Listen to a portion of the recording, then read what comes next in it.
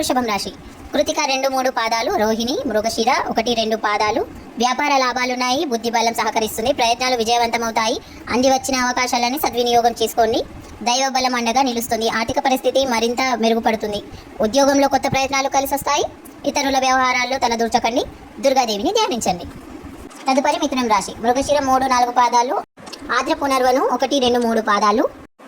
అదృష్ట యోగం సూచితం. ప్రారంభించిన పనులని విజయవంతమవుతాయి. మరింత ఏకాగ్రత అవసరం. పెద్దల ప్రశంసలు అందుకుంటారు. ఉద్యోగ ప్రయత్నాలు ఫలిస్తాయి. జీవితంలో స్థిరత్వం ఏర్పడుతుంది. లక్ష్మీ కటాక్షం ఉంది. ప్రయోగాలకు తగిన సమయం కాదు. ప్రశాంతంగా సంభాషించండి. ఇష్టదైవాన్ని ఆరాధించండి. కర్కాటకం రాశి. పునర్వను 4వ పాదం, పుష్యమి, అశ్లేష. ధనయోగం ఉంది. దీర్ఘకాలిక పెట్టుబడులు లాభాలను అందిస్తాయి. ఆశయాలు ఒక్కొక్కటిగా నెరవేరుతాయి. సమాజంలో గుర్తింపు లభిస్తుంది. ఏకాదశంలో ఉన్న సూర్యుడు శుభప్రదమైన ఫలితాలను ఇస్తాడు. ఉద్యోగాలకు కాలం కలిసొస్తుంది. వ్యాపారంలో చిన్నపాటి సమస్యలున్న మనోబలం ముందుకు నడిపిస్తుంది. శ్రీ మహావిష్ణువును ఉపాసించండి. తదుపరి సింహరాశి. మక, పుబ్బ, ఉత్తర 1వ పాదం. ముఖ్య లక్షణాలను చేరుకుంటారు. సమాజం మీ ప్రతిభను గుర్తిస్తుంది. వృత్తి నైపుణ్యాన్ని పెంచుకుంటారు. ఆదాయ మార్గాలను విస్తరించుకునే అవకాశాలున్నాయి. ఏకాదశంలో ఉన్న బుధయోగం వ్యాపార విజయాన్ని ప్రసాదిస్తుంది. నలుగురికి మేలు చేస్తారు. ఉద్యోగాలకు పదోన్నతి సూచనలు గోచరిస్తున్నాయి. శ్రీ వెంకటేశ్వర స్వామిని స్మరించండి. తదుపరి కన్యారాశి. ఉత్తర 2-3 పాదాలు, హస్తచిత్త 1-2 పాదాలు. మనోబలంతో నిర్ణయాలు తీసుకోవాలి. వాటిని సమర్థంగా అమలు చేయాలి. ఏ విషయంలోనూ చంచలత్వం వద్దు. అవరోధాలు ఎదురైనా మీ ధర్మాన్ని మీరు పాటించండి. సూర్య కుజ యోగాలు వ్యతిరేక స్థితిలో ఉండటం వల్ల ఆటంకాలకు ఆస్కారం ఉంది. కుటుంబ భాగస్వామ్యంలో సమష్టి నిర్ణయాలు తీసుకోండి. నవగ్రహ ధ్యాన శ్లోకాలను పాటించండి. తదుపరి తులరాశి. చిత్త 3-4 పాదాలు, స్వాతి, విశాఖ 1-2-3 పాదాలు. వృత్తి, ఉద్యోగ, వ్యాపారాల్లో ఆటంకాల్ని అధిగమిస్తారు. ఆలోచనల్లో స్పష్టతను పెంచుకోండి. ఒత్తిడికి గురి కాకుండా సంక్లిష్ట సమయాల్లో ఓర్పు, సహనం అవసరం. వినయ విధేయతలతో పెద్దల మనస్సులను గెలుచుకుంటారు. అధికారుల సహకారం అందుతుంది. మీరు నమ్మిన ధర్మమే మిమ్మల్ని కాపాడుతుంది. నవగ్రహ ధ్యాన శ్లోకాలను పాటించండి. తదుపరి వృశ్చికం. విశాఖ 4వ పాదం, అనురాధ, జ్యేష్ఠ.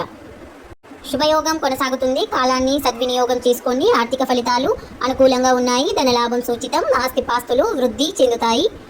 కుజగ్రహం ధైర్య గుణాన్ని ప్రసాదిస్తుంది. ముందు చూపుతో వ్యాపార నష్టాలను నియంత్రించవచ్చు. వారం మధ్యలో ఓ పని పూర్తవుతుంది. లక్ష్మీ అష్టోత్తరాన్ని పాటించండి.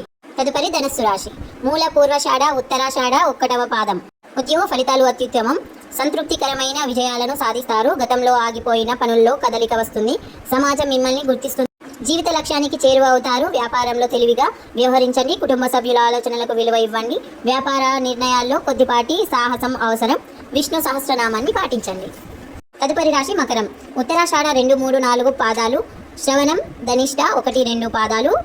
వ్యాపార లాభాలున్నాయి. ఆగిపోయిన పనులు ఓ కొలిక్కి వస్తాయి. వృత్తి, ఉద్యోగాల్లో నైపుణ్యాన్ని పెంచుకుంటారు. పరిస్థితులు అనుకూలంగా మారుతాయి. పెట్టుబడుల విషయంలో మేలు జరుగుతుంది. ఆలోచనల్లో స్పష్టత వస్తుంది. సూర్యగ్రహణం అనుకూలించడం లేదు కాబట్టి విధి నిర్వహణలో అలసత్వానికి చోటివ్వకండి. గణపతిని ఆరాధించండి. తదుపరి రాశి కుంభరాశి. ధనిష్ట 3-4 పాదాలు, శతభీషం, పూర్వభద్ర 1-2-3 పాదాలు. ఏకాగ్రతతో పనులను ప్రారంభించండి. సమస్యలు ఎదురైనా మనోబలంతో పరిష్కరించుకుంటారు. చెడు ఆలోచనలు దూరం ఉంచండి. ముఖ్య నిర్ణయాల్లో పరాధీనత వద్దు. వ్యక్తిగత విషయాల్ని ఎవరితోనూ చర్చించకండి. పొదుపు చర్యలకు ప్రాధాన్యం ఇవ్వండి. ధైర్యంగా వ్యవహరించాల్సిన సమయం ఇది. నవగ్రహ ధ్యాన శ్లోకాలను పాటించండి. తదుపరి రాశి మీనరాశి. పూర్వభద్ర 4వ పాదం, ఉత్తరాభాద్ర, రేవతి. శుభకాలం కొనసాగుతోంది. ఎంతో కాలంగా ఎదురు చూస్తున్న పనుల్లో పురోగతి ఉంటుంది. మీ కృషిని నలుగురు గుర్తిస్తారు. ఉద్యోగంలో పదోన్నతిని సాధిస్తారు. వ్యాపారంలో ఉత్తమ ఫలితాలుంటాయి. ఇంట్లో శుభకార్యాలు తలపెడతారు. ఓ శుభవార్త ఆనందాన్ని ఇస్తుంది. చంచల స్వభావం నష్టదాయకం. ఆధ్యాత్మిక సాధనం అవసరం. అమ్మవారిని పూజించండి. రాశులు మేషరాశి. అశ్విని, భరణి, కృతిక 1వ పాదం. ఏకాగ్రతతో లక్ష్యాలను సాధిస్తారు. సంపదలు వృద్ధి చెందుతాయి. శుక్రయోగం అదృష్టాన్ని ప్రసాదిస్తుంది. చిన్నపాటి సమస్యలు ఎదురైనా ధైర్యంగా ముందడుగు వేయండి. ఇతరులతో పోల్చుకొని ఆత్మన్యూనతకు గురికాకండి. ఉద్యోగులకు కొన్ని ఆటంకాలు ఎదురవుతాయి. ఓర్పు, సహనం అవసరం. సుబ్రహ్మణ్యేశ్వర స్వామిని అర్చించండి.